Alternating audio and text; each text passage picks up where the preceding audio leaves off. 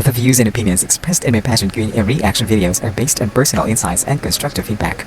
They are intended to provide guidance, support, and encouragement for contestants and viewers. These videos are not meant to offend, criticize, or demean anyone. Please keep in mind that pageantry is objective, and every opinion shared is part of a healthy discussion to promote growth and learning in this field. Thank you for understanding and supporting the spirit of positivity and improvement. 45 seconds to answer, and your final question is, how would you describe the colors of the rainbow to a visually impaired child? I'll repeat, how would you describe the colors of the rainbow to a visually impaired child? Good evening, ladies and gentlemen. As a teacher, it is always 80% of our visual and what we see that we interpretation. But as an impaired child, I will be able to describe a rainbow color through feelings, physical touch, happiness. Rainbow, as we see, is a symbol of happiness, pride, and joy. Ladies and gentlemen, if we let the impaired child feel happy, he will be able to describe rainbow by his own imaginations, in which he will feel freedom, he will feel proud, he will feel joy. Because at the end of the day, no matter how many obstacles we have in life, there is always a rainbow after the rain. Thank you so much.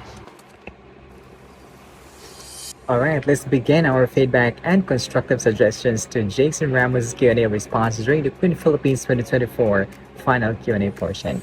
But of course, we'll divide our opinion into three parts, beginning with the positive aspects, second, for the areas to improve on, and our concluding statement.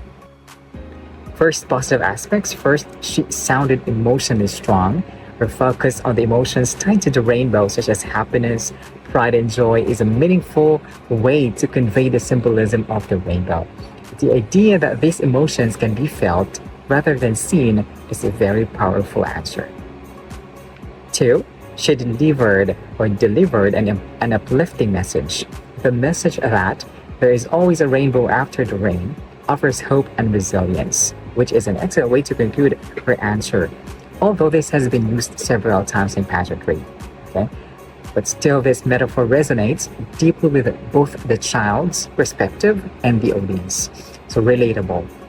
Here's what I mean when I say that adding a personal touch to a cliché phrase will make it seem more natural rather than like a statement meant to fill in the blanks.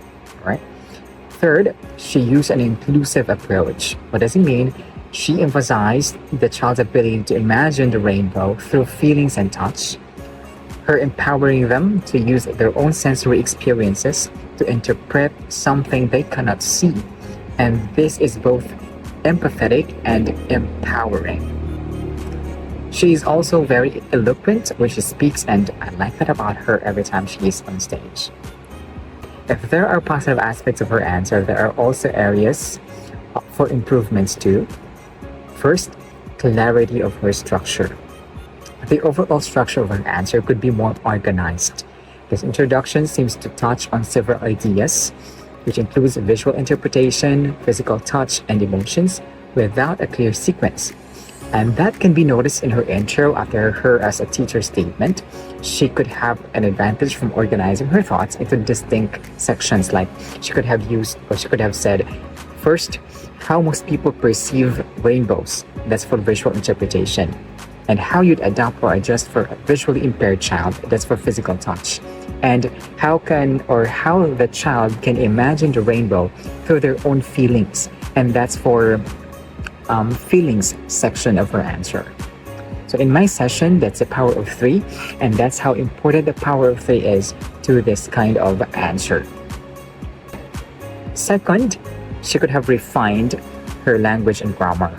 Okay, some of the sentences are a bit long and could benefit from simpler, more concise wording.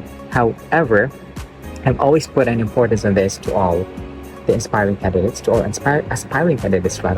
if you can't ace language and grammar, then ace your organization or inductive reasoning, as your logic reasoning, and content or interpretation or resolution of your answer, and able to communicate clearly and strongly as well. Of course, we know that not everyone is eloquent and fluent with the language, but that doesn't mean you cannot win it.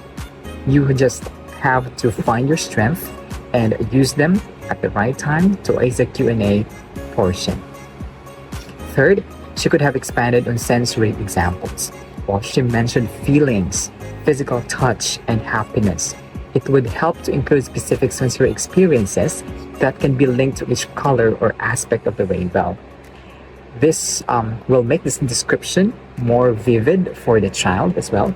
But of course, you cannot execute that on stage. You cannot execute that on stage without training, because during the training, you should have explored this type of questions, since this is an LGBTQIA plus pageant.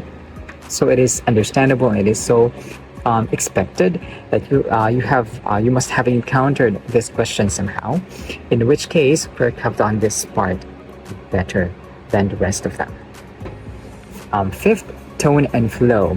The tone is generally uplifting. Her tone is generally uplifting and positive, but the flow could be more improved with smoother transitions between ideas. For example, she shift from physical touch to emotional experiences is important, but could be more fluid. Okay. Of course, our suggestion to that, she could have transitioned by saying, once the experience happiness and joy through touch, they will begin to imagine the rainbow in their own way, feeling free and proud. But during that night, her answer was beautifully executed and delivered. And of course, for our overall feedback, her response is heartfelt and carries a beautiful message of inclusion, hope, and resilience. By organizing her ideas more clearly, refining the language, and incorporating more vivid sensory details, her answer can become more compelling given her teaching experience that made her answer personalized. So with some fine-tuning, this could be a powerful and memorable response from Jeysyn Ramos. Of course, despite the similarities of her answer to the three candidates, she was able to augment her strength still. On the other hand, I have also observed every time an LGBTQIA plus member is on stage or have answered a question, they tend to overdo it, right? But this time, with a time limit, they tend to, they have answered quick-wittedly as they can to win the crown. And Jeysyn Ramos just did enough to get herself a crown.